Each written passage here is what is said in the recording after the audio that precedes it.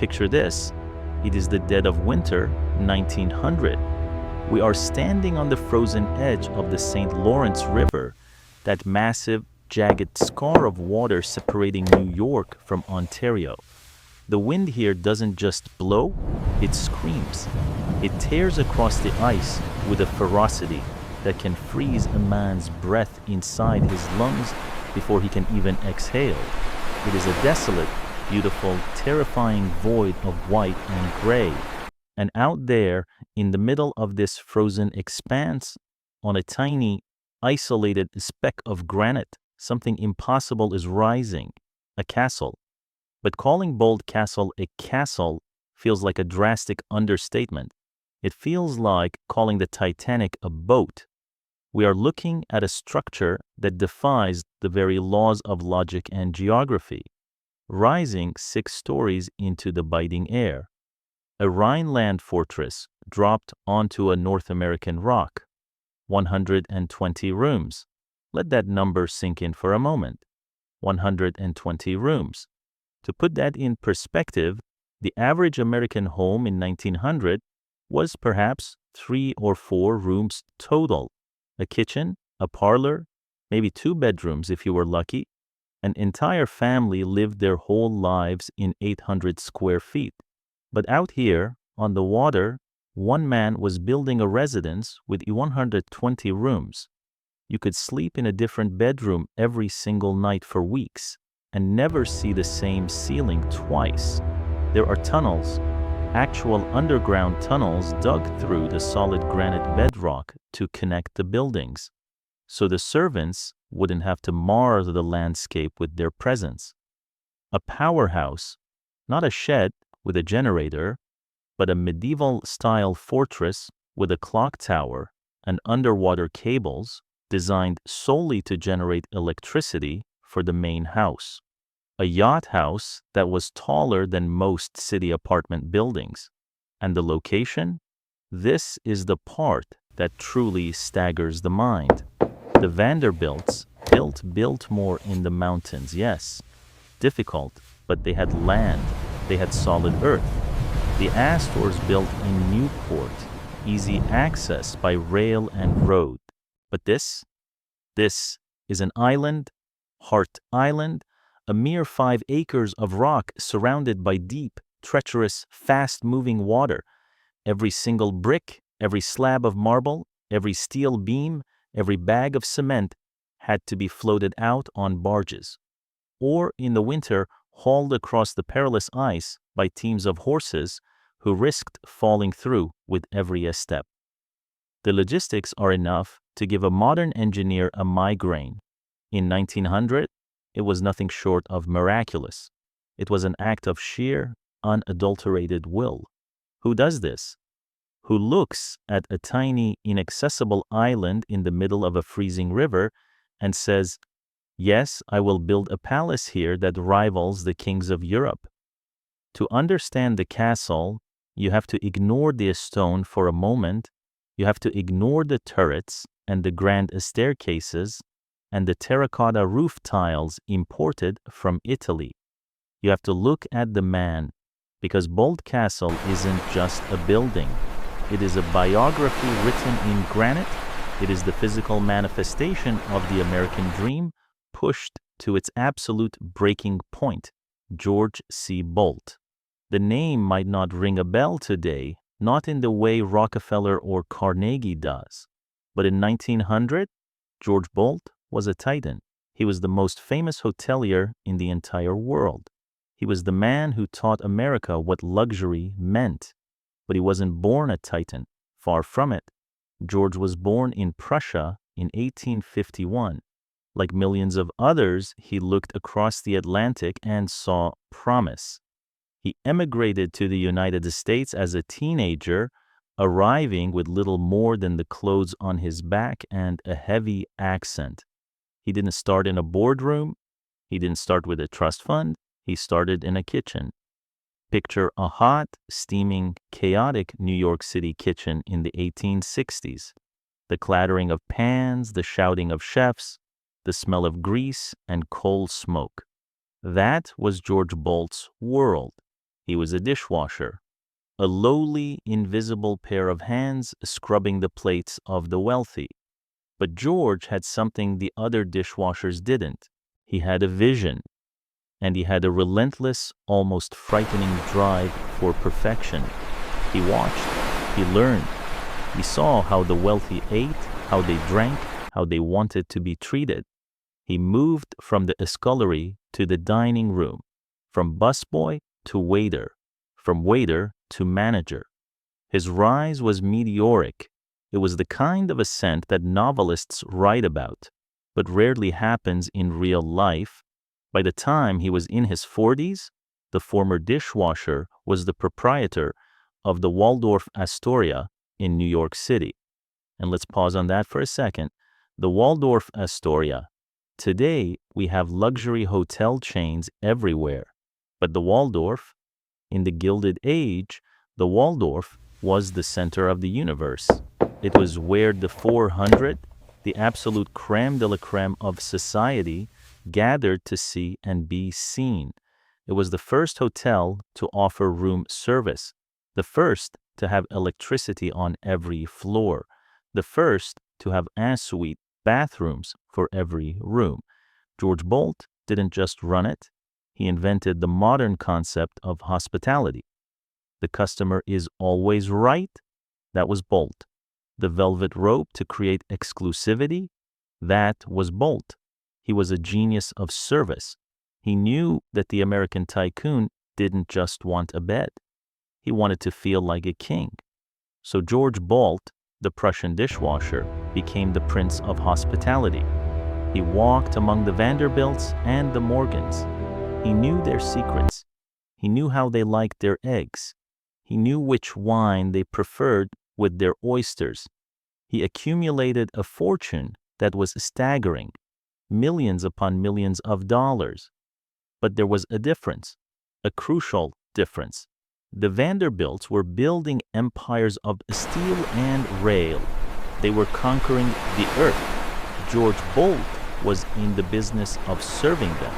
He was wealthy, yes, extremely wealthy, but he was still, in his heart, the man who made the bed, not the man who owned the railroad. Perhaps that's why he built the castle. Psychologists might look at Boldt Castle and see a massive overcompensation, a man trying to prove that he too could live like the royalty he served every day at the Waldorf. If the Astors could have a palace, why couldn't George? Why couldn't the man who poured the wine have a cellar twice as big as the man drinking it? But there was another reason, a reason that transforms this story from a tale of ego into something far more poignant, something that aches. Louise Augusta Carrer, the daughter of the steward at the Philadelphia club where George had worked. She wasn't an heiress. She wasn't a socialite from a blue blood family. She was his partner, his equal. In a time when women were often relegated to the background, ornaments in the parlor, Louise was right there beside George. She had a mind for business that rivaled his own. When he was tired, she pushed him. When he had an idea, she refined it. They say behind every great man is a great woman. But in the case of the Boldts, they were a single unit, a force of nature. They adored each other. It was a romance that seemed to belong in a storybook, untouched by the cynicism of the Gilded Age marriages that were often nothing more than mergers and acquisitions. He called her his princess. And what does a princess need? She needs a palace. And so we return to the river, the St. Lawrence, the Thousand Islands. The Boldts had visited this region for years, falling in love with the crystal clear water and the endless labyrinth of islands. It was their escape from the smog and noise of New York City. George bought Hart Island, spelled H-A-R-T, a simple name for a simple piece of land, but that wasn't enough, not for Louise. He legally changed the spelling. Heart, Hart Island. And then he did something that borders on madness. He ordered his engineers to reshape the island itself. They blasted the granite shoreline. They built sea walls. They literally sculpted the geography of the earth to resemble a heart. Think about the arrogance of that. Think about the devotion to look at a map and say, no, that shape is wrong. I will change the coastline to match my love for my wife. In 1900, the orders were given. The construction began, and the scale of the project was unlike anything the region had ever seen. 300 workers, stonemasons, carpenters, artists, iron workers. They descended on the tiny village of Alexandria Bay like an invading army. A dedicated fleet of barges was commissioned just to haul materials. Pink granite was quarried from nearby Oak Island, cut into massive, rough-hewn blocks to give the castle that ancient medieval look. But the details? The details came from everywhere. Marble from Italy for the grand staircase. Not just any marble, Carrara marble, white and veined with gray, cold and smooth to the touch. Oak from the deepest forests of England for the paneling. Tapestries from France. Roof tiles made of terracotta, thousands of them, each one fragile, each one needing to be transported across the ocean, then by rail, then by water without cracking. The powerhouse was built first. We need to talk about the powerhouse because it perfectly encapsulates George Boldt's obsession. In any other estate, the generator room is a shack. It's a utility. You hide it behind some bushes. Boldt built a miniature castle just to hold the steam generators. He built a stone bridge to connect it to the island, with arches so graceful they look like they belong in a painting by Monet. Inside, he installed the finest, most cutting-edge dynamos money could buy. He wanted the lights of Boldt Castle to shine so brightly they could be seen from Canada. He wanted his home to be a beacon. And then the main structure, the Ulster Tower. This was the playhouse. But again, the word playhouse fails us. It was a bizarre, eclectic tower inspired by a defense tower in Hamburg, Germany. It looks uneven, almost lopsided, with odd angles and unexpected rooms. It housed a bowling alley, a theater, a billiard room. It was where the family lived while the main castle was being built.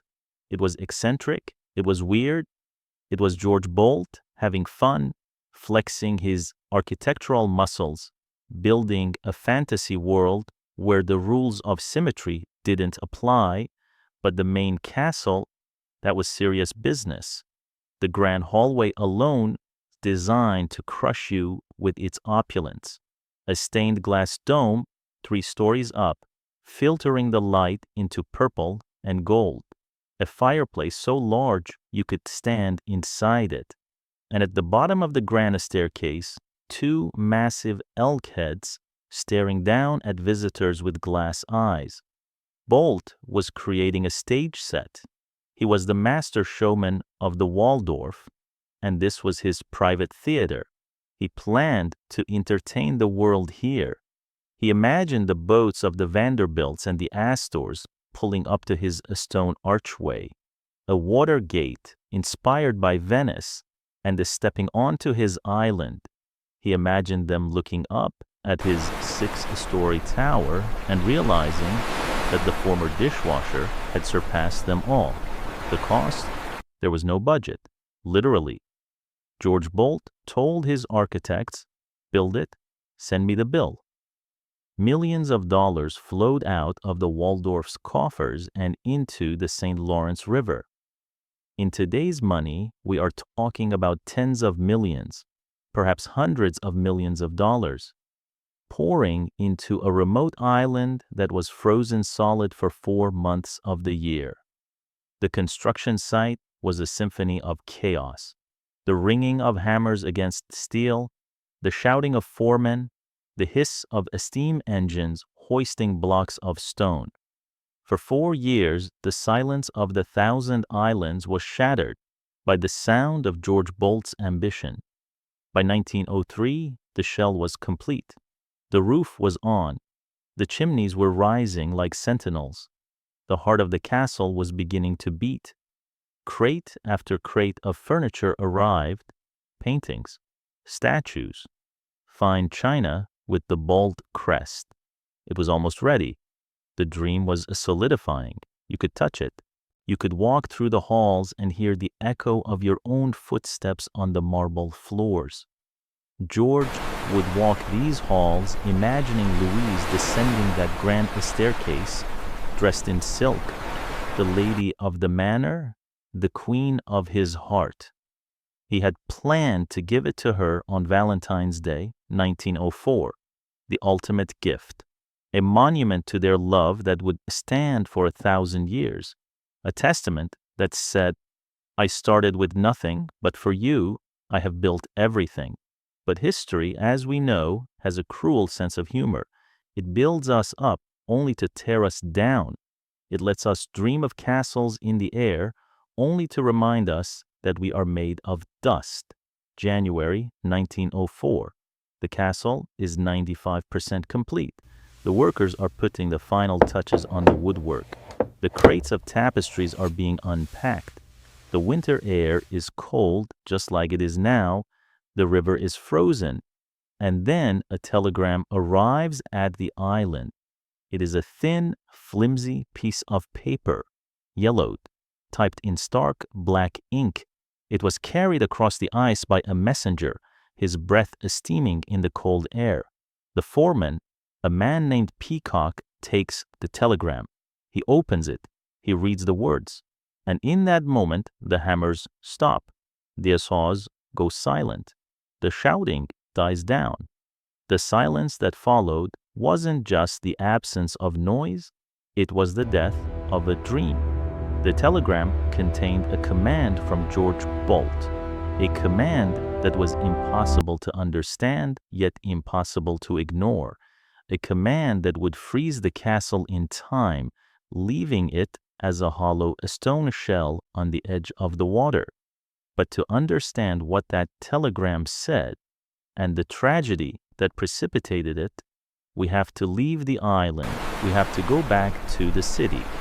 We have to go back to the room where the Prince of Hospitality was facing the one thing his money, his power, and his castle could not defeat. Because while the castle was rising, something else was falling. End of Part 1. Reasoning Summary. Check 1. Analyze the request. The user wants Part 2 of a documentary script about Boldt Castle.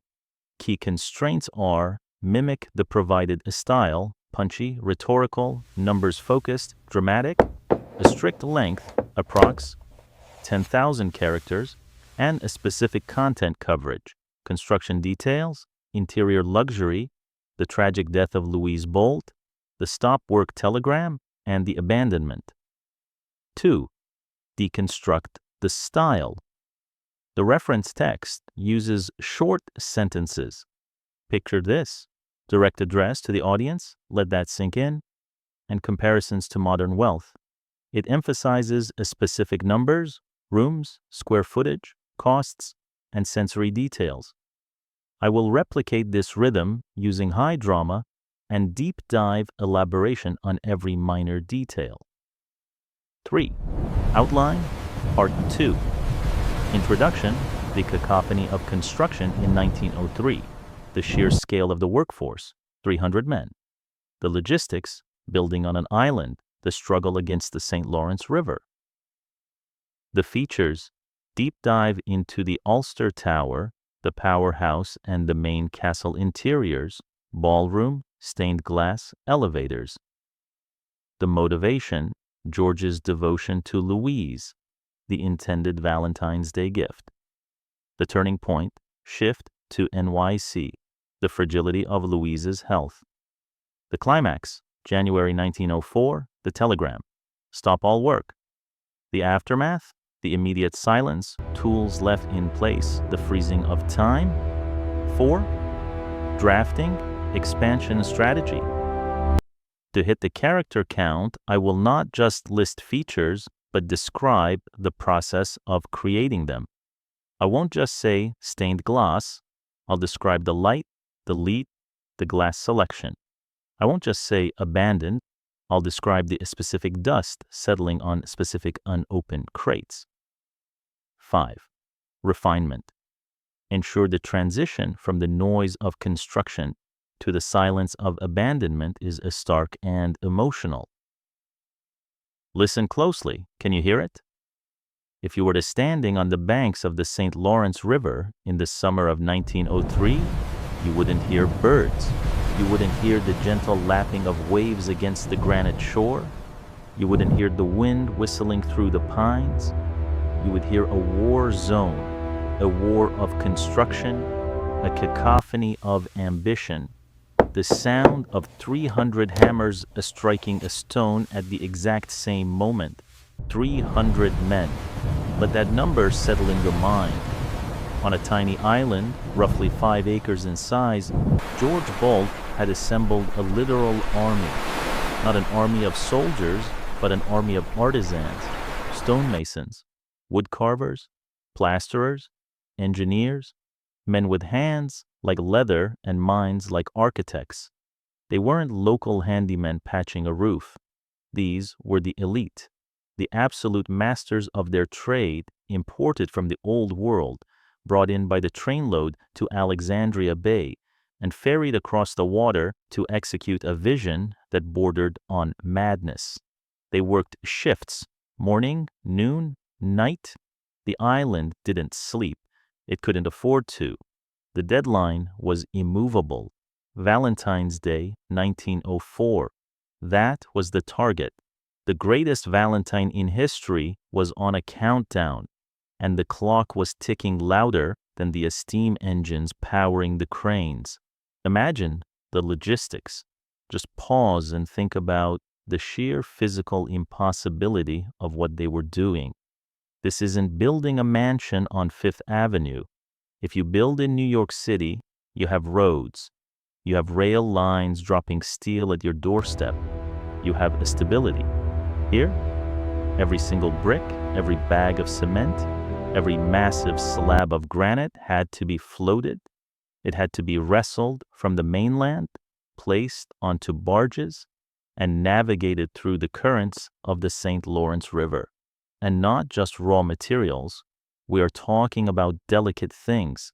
Sheets of glass tall enough to form a dome, chandeliers that weighed as much as a carriage, pianos, tapestries. If the river froze, work stopped. If the current was too strong, barges capsized. If the fog rolled in, you waited. But George Boldt did not like to wait. He didn't just conquer the logistics, he obliterated them. He reshaped the very geography of the island to suit his whim. He looked at the shoreline and decided it wasn't grand enough, so he built a seawall, a promenade. He carved the island into the shape of a heart, literally. He employed divers to reshape the riverbed, engineers to blast the granite shelf, and landscapers to import tons, literally tons, of soil to cover the rock so that exotic flowers could bloom in a place they had no business growing. And rising from this chaotic symphony of noise and dust was the shell of something that defied American architecture, the castle, 6 stories high, 120 rooms. It was a Rhineland castle dropped into upstate New York. It had turrets, it had spires, it had tunnels. It was a labyrinth of stone designed to disorient and dazzle. And the details? The details were microscopic in their perfection. Step inside the mind of the architect for a moment. Look at the reception room. Most millionaires of the Gilded Age were content with oak, maybe mahogany if they were feeling flashy. Boldt demanded marble, but not just any marble. He wanted different colors different textures, sourced from different quarries across the globe, pieced together like a jigsaw puzzle of geology. The walls weren't just walls, they were canvases. Move to the ballroom. This wasn't a room, it was an arena for society. It was designed to hold hundreds of guests, the elite of the elite, the Vanderbilts, the Astors, the people George Boldt served at the Waldorf, but now intended to host as an equal. The floor was a masterpiece of parquet wood, polished to such a sheen it looked like water. The ceiling? A dome, a massive stained glass dome that would catch the sunlight during the day and glow with electric light at night. And speaking of electricity, we have to talk about the powerhouse. This is where the story gets truly absurd. Most people in 1903 were still lighting kerosene lamps. If they were lucky, they had a few electric bulbs powered by a noisy, smoky generator in a shed. George Boldt built a castle for his generator, crossed the bridge to the outcropping of rock nearby. Look at that structure. It looks like a medieval fortress. It has a clock tower. It has arched windows. It has slate roofing. It is beautiful. It is architecturally significant. And its entire purpose, its only reason for existing, was to house the steam engines and dynamos that provided electricity to the main house. He built a palace for his power plant. Why? Because the noise of the generator might disturb Louise, because the smoke might ruin the view. So he dressed the industrial machinery in the clothes of a fairy tale. That is the level of obsession we are dealing with. And then there was the Ulster Tower, the playhouse. If the main castle was the formal, rigid, structured masterpiece, the Ulster Tower was the chaotic dream. It was built to look like a ruin. It was intentionally uneven. The steps were different heights. The walls bulged and receded. It was designed to look like a defense tower from the Middle Ages that had survived a siege. But inside it was a playground, a bowling alley, a room for dancing, a kitchen for midnight snacks.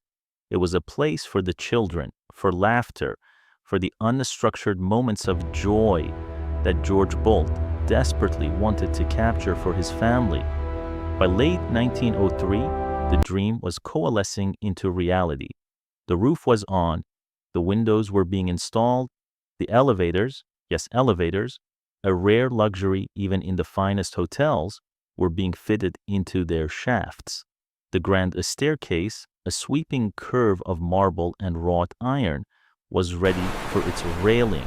The crates were arriving daily now, not construction materials, but the finishing touches. Crates from Italy filled with statues.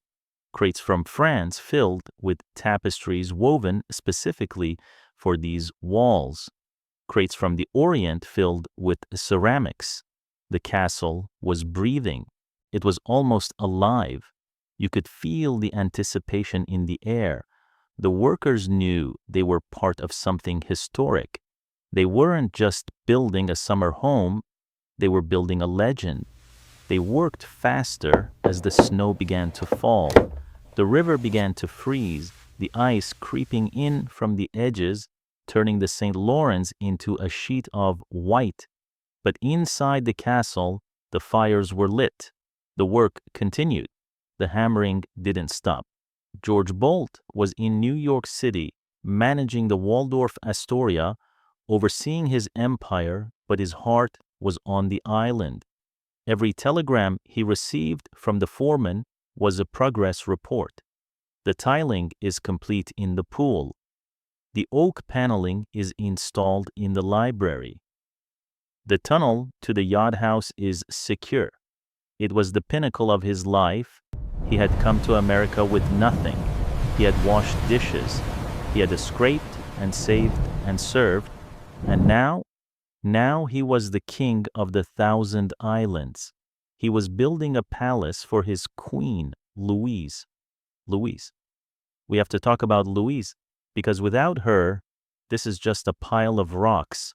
She was 41 years old in 1903. She was the mother of his 2 children. She was his business partner, his confidant, the invisible hand that had helped him craft the atmosphere of the Waldorf. She was the love of his life in a way that feels almost fictional to modern sensibilities. This castle wasn't for show. It wasn't to impress the neighbors. There were no neighbors to impress. It was for her. It was a declaration of love written in granite and steel. But while the castle was growing stronger, Louise was growing weaker.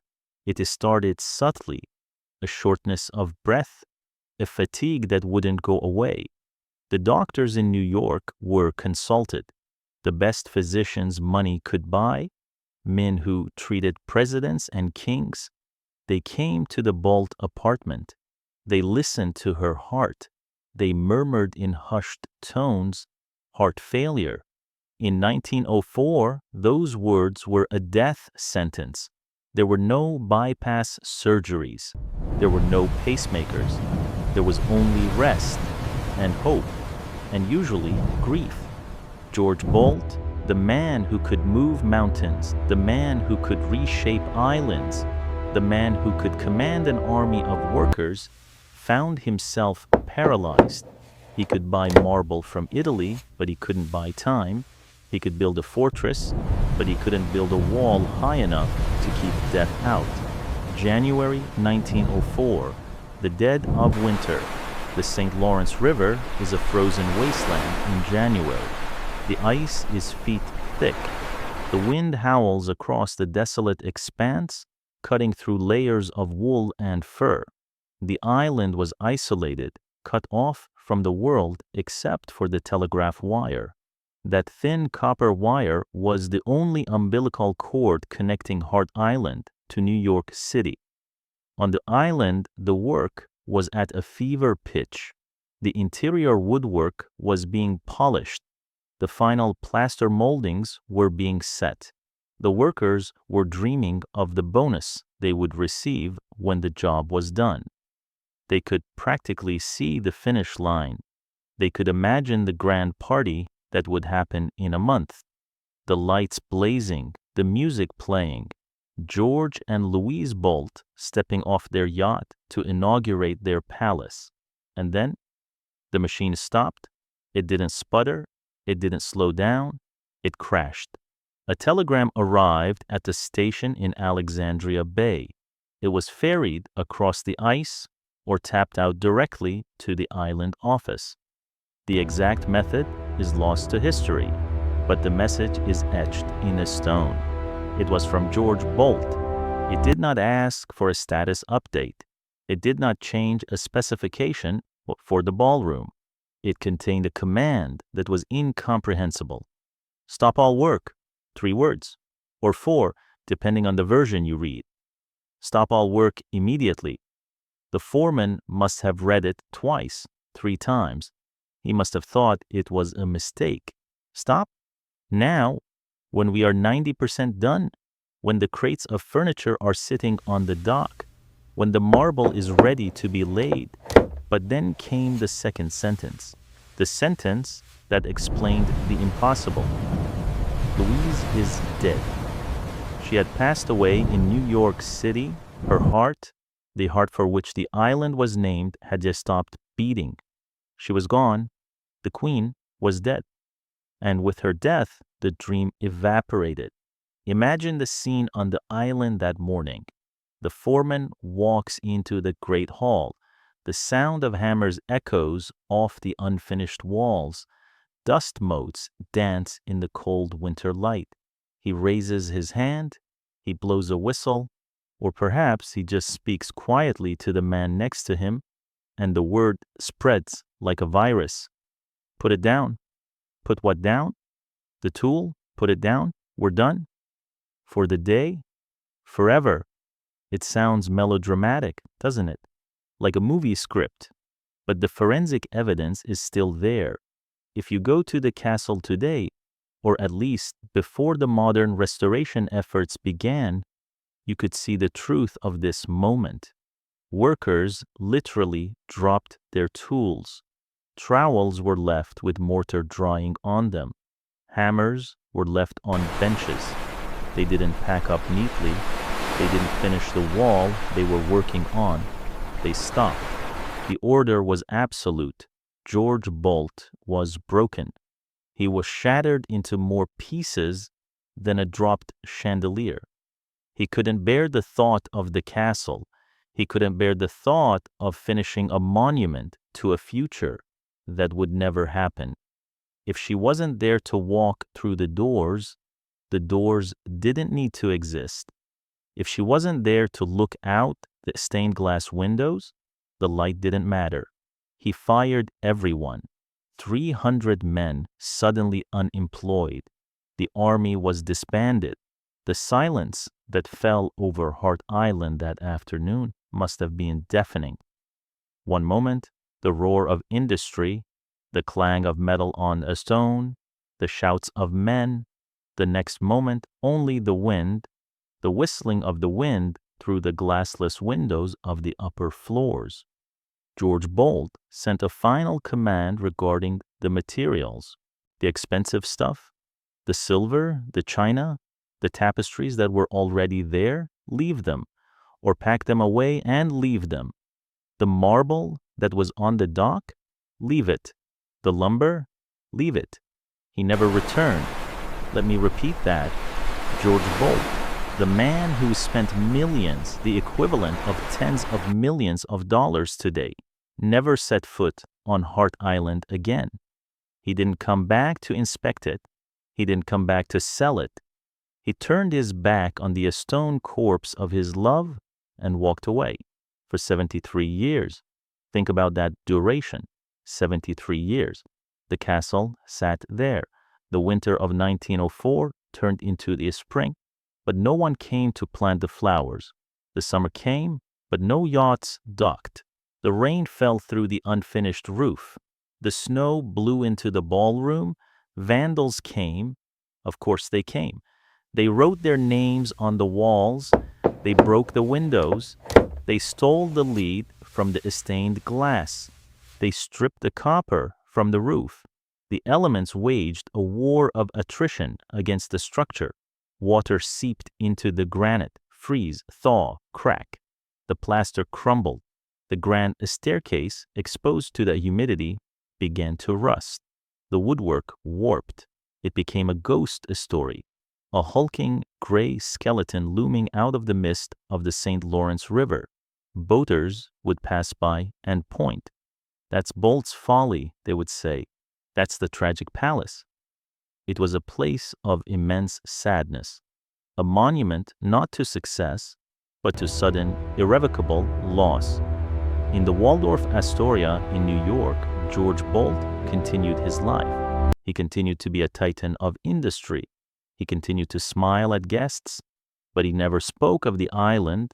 It was a closed chapter, a locked room in the mansion of his mind. But why did he leave it exactly like that? Why not sell it? Why not tear it down? Perhaps leaving it unfinished was the only way to honor the unfinished life of Louise.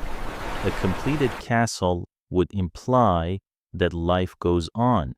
A completed castle would be a home for someone else. An abandoned castle, that is a shrine, that is a tomb. That is a statement that says, without her, nothing is whole. So the crates of Italian marble sat on the docks, unopened, for decades. The rain washed the labels off the wood. The wood rotted away, revealing the pristine white stone underneath, stone that was meant to be a fireplace or a statue, now just a rock returning to nature. The silence of Hart Island was heavy. It was the silence of a held breath, a waiting that would span generations. But the stone is patient. Stone waits. And while George Boldt died in 1916, joining his beloved Louise, the castle remained. It stood against the storms. It stood against the Vandals. It stood against the indifference of time. It was waiting for a second act. It was waiting for someone to realize that a tragedy this beautiful deserved to be saved. But that is a story for the next chapter, because the resurrection of Boldt Castle is just as miraculous as its construction. End of part 2. Silence. That is the only word that can describe Hart Island on the morning of January 1904. Not the quiet of a library or the hush of a church. This was a sudden violent silence, a mechanical cardiac arrest. Picture the scene. 300 workers are on site. Stonemasons are mixing mortar. Carpenters are planing oak. Artists are sketching designs for the ceiling frescoes. And then a foreman walks out. He holds a piece of paper, the telegram from George Boldt. The message is short, brutal. Stop all work. Imagine the confusion. These men had been working at a fever pitch for 4 years. They were building the greatest home in the Western Hemisphere. And now, tools were dropped right where they were being used. Hammers were left on benches. Trowels were left in half-mixed cement. Scaffolding was left clinging to the towers like the spiderwebs. They didn't pack up neatly. They didn't winterize the site. They just walked away. They walked away from a structure that was 90% complete. 90%. The shell was finished. The walls were up. The roof was on. But the heart had stopped beating. And then the winter came. If you have never experienced a winter on the St. Lawrence River, it is hard to explain the ferocity of it. This isn't the gentle snow of a Christmas card. This is violence. The wind screams down the river corridor, unchecked, whipping across the ice with the force of a freight train. And for the first time, Boldt Castle had no defenders. There was no heat in the boiler room. There were no windows in the upper sashes. The snow didn't just fall on the castle, it fell in the castle. It drifted into the ballroom. It piled up on the grand staircase. For 1 year, the castle waited. Maybe George would change his mind. Maybe the grief would fade, and he would return to finish what he started. But George Boldt never set foot on Hart Island again. He couldn't bear to look at it. It was a tombstone, a 6-story, 120-room tombstone for the love of his life. 10 years passed, then 20, then 30. This is where the story shifts from tragedy to something darker, something almost gothic. The castle became the property of the elements. Moisture, the great enemy of all architecture, began its slow, insidious work. Water seeped into the limestone. It froze. It expanded. It cracked the stone. The terracotta roof tiles, imported from clay pits in Europe, began to slip, one by one, shattering on the granite terrace below. The intricate plasterwork, molded by Italian artisans to look like garlands of flowers, absorbed the damp river air and dissolved into white mush. But the weather was kind compared to the visitors. For decades, Boldt Castle wasn't a tourist attraction. It was a ghost ship stranded on land. It was unsecured. It was unmonitored. And it became a destination for vandals. Not just local kids looking for a thrill, though there were plenty of those. We're talking about systematic looting. People treated the castle like a free hardware store. They arrived in boats under the cover of darkness. They brought crowbars. They brought saws. They stripped the copper flashing from the roof. They pried the marble mantles off the fireplaces, mantles that George had paid thousands of dollars for, and hauled them away to install in their own cottages up and down the river. If you look closely at some of the older summer homes in the Thousand Islands today, you might just find a piece of the Rhineland stolen in the dead of night. They smashed the imported Italian tiles just to see them break. They threw stones through the few stained glass windows that had been installed. It became a canvas for graffiti, but not the spray paint of today. This was carved graffiti. Names and dates scratched into the oak wainscoting with pocket knives. John was here, 1934. Betty loves Bill, 1956. An evolving tapestry of vandalism that covered the walls of the library, the dining room, the billiard room. The basement, intended to be a heated swimming pool complex, flooded with river water and a sludge, becoming a breeding ground for mosquitoes and a swimming hole for brave teenagers. The decay was total. By the 1960s, the castle was a ruin. It looked less like a palace and more like the skeletal remains of a bomb site. The floors were rotting through. If you walked on the second level, you risked falling straight through to the first. The grand stained glass dome, the architectural crown jewel that was meant to flood the central atrium with amber light, had been shattered. Shards of colored glass lay in the dust and bird droppings on the floor, crunching under the boots of trespassers. The estate stayed in the Boldt family for years, but they didn't know what to do with it. It was a white elephant, a money pit, a cursed inheritance. Eventually, it was sold to the E.J. Noble Foundation. Edward Noble, the man who invented the lifesaver candy. He had grand ideas. He thought about turning it into a resort, a club, a hotel, but the math never worked. The cost to repair the damage was astronomical. The destruction was too advanced, so Noble did the only thing he could do. He let it sit. 73 years, let that number sink in. 73 years of winters, 73 years of rain, 73 years of neglect. That is a human lifetime. A child born the day George Boldt sent that telegram would have been an old man, perhaps passed away, before the castle saw its first glimmer of hope. Most buildings would have collapsed. They would have surrendered to gravity. But George Boldt had built this place to last for centuries. He built it with steel frames and granite quarried from the island itself. The bones were good. The bones were strong. It was waiting. It was stubborn. By 1977, the situation was critical. The castle was on the verge of being condemned. It was a safety hazard. There was talk of demolition. Can you imagine?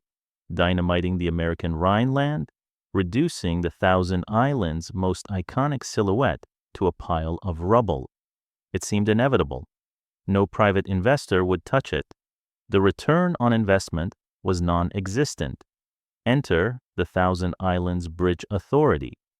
Now, a bridge authority is not typically in the business of saving romantic tragedies. They are in the business of tolls, tarmac, and structural steel. They maintain the crossing between the United States and Canada. They are bureaucrats and engineers, but they saw something that the private developers missed. They saw the soul of the region. They understood that Boldt Castle wasn't just a house, it was the anchor of the tourism economy for the entire corridor. If the castle fell, the identity of the Thousand Islands fell with it. So in 1977, a deal was struck, a deal that sounds like folklore, but is a matter of public record. The Edward John Noble Foundation transferred the ownership of Hart Island and the nearby yacht house to the Thousand Islands Bridge Authority. And the price? $1, one single dollar bill. Think about the asymmetry of that. George Boldt spent $2.5 million in 1900 money, roughly $75 million today, to build a dream. And 70 years later, the shattered remains of that dream were sold for less than the price of a cup of coffee. But there was a catch, a condition, a binding clause in the contract. Every single penny of revenue generated by the castle, every tour ticket, every postcard, every hot dog sold at the snack bar had to be reinvested into the restoration of the property. Not a cent of profit could be taken out. The bridge authority accepted.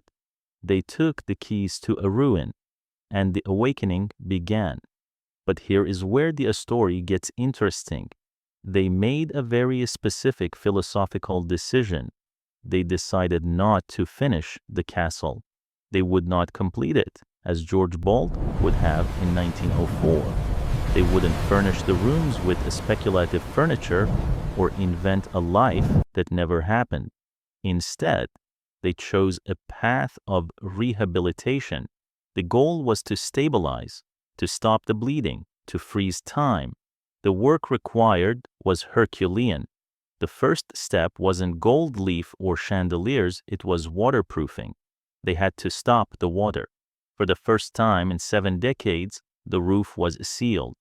Windows were glazed. The wind was finally locked out. Then came the cleanup. Decades of debris, tons of bird guano, mountains of rotten wood. It took years just to clear the floorboards. And as they cleared the muck, they found miracles. They found the original crates of Italian marble, still packed in a straw, unopened since 1904. They found the original blueprints tucked away in dark corners. They found the receipts, the sketches, the ghostly instructions of a dead architect. Slowly, methodically, the castle began to breathe again. The stained glass dome was the turning point. It had been completely destroyed, but using old photographs and the scattered shards found in the dirt, artisans were able to recreate it, piece by piece, lead line by lead line. When they finally hoisted it back into place, and the sun hit it for the first time in half a century, casting a kaleidoscope of blue and gold light onto the grand staircase, it was a signal. The castle was back. They tackled the yacht house across the water, its structure so large it could house tall-masted sailing ships upright. They tackled the Ulster Tower, that strange lopsided playhouse that George had built first. They tackled the powerhouse with its clock tower that had been frozen in time. Millions of dollars were poured into the project, not tax dollars, visitor dollars. The castle saved itself. The more they fixed, the more people came. The more people came, the more money they had to fix it. It was a virtuous cycle fueled by curiosity and romance. Today, if you take a boat out to Hart Island, you don't see a ruin, but you don't see a home either. You see something in between. You walk through rooms that are beautifully finished, with period-correct furniture and gleaming woodwork. You see the dining room set for a dinner that will never be served. You see the library stocked with books George never got to read. But then you walk up a flight of stairs and you enter the unfinished wings, and this is the most powerful part of the tour. The bridge authority has wisely left sections of the upper floors exactly as they were in 1904. You can see the exposed steel beams. You can see the rough brickwork. You can see the pencil marks of the workers on the walls, calculations for lumber, doodles, dates. These unfinished rooms are haunting. They smell of old dust and pine. They feel suspended in that moment of January 1904. Standing there, you can almost hear the foreman shouting, "Stop!" You can feel the sudden vacuum of the workers leaving. It creates a strange emotional dissonance. Downstairs, you see the wealth, the glory, the Gilded Age arrogance of "I can build anything." Upstairs, you see the fragility of life. You see that no matter how much money you have, no matter how much granite you stack, you cannot bribe death. You cannot negotiate with grief. George Boldt wanted to build a fairy tale. In a way, he failed. The princess died before the palace was ready, but in another way, he succeeded beyond his wildest imagination. He didn't build a home for Louise. He built a monument to her. If he had finished it, if they had lived there for 20 summers, hosting parties and drinking champagne, it would have been just another mansion. It would have been Biltmore. It would have been the Breakers, a place of excess. But because it broke, because it was abandoned, it became something more. It became a symbol of love interrupted. Every year, hundreds of thousands of people cross the river to walk these halls. They touch the cold stone. They look up at the restored dome. They read the story of George and Louise, and they feel something that they wouldn't feel in a perfect, finished house. They feel the poignant, aching beauty of what if. The tragedy of the Thousand Islands isn't that the castle wasn't finished. The tragedy is that love is often shorter than the things we build to honor it. George Boldt died in 1916, alone in a room at the Waldorf Astoria in New York City. He never remarried. He never stopped mourning. He left behind a hotel empire that changed the world of hospitality. He left behind the philosophy that the customer is always right. He left behind a fortune. But his true legacy is standing on a heart-shaped island surrounded by the deep blue waters of the St. Lawrence, a stone promise that he couldn't keep, but that time refused to erase. Boldt Castle, a palace of silence, a fortress of grief, and finally, after 100 years of winter, a testament to the fact that while money can build walls, only love can make them immortal. This has been the story of the tragic palace, and as the sun sets over the river, casting long shadows from the towers across the water, the castle glows, not with the warmth of a hearth fire, but with the golden light of a memory that simply refuses to fade. Andy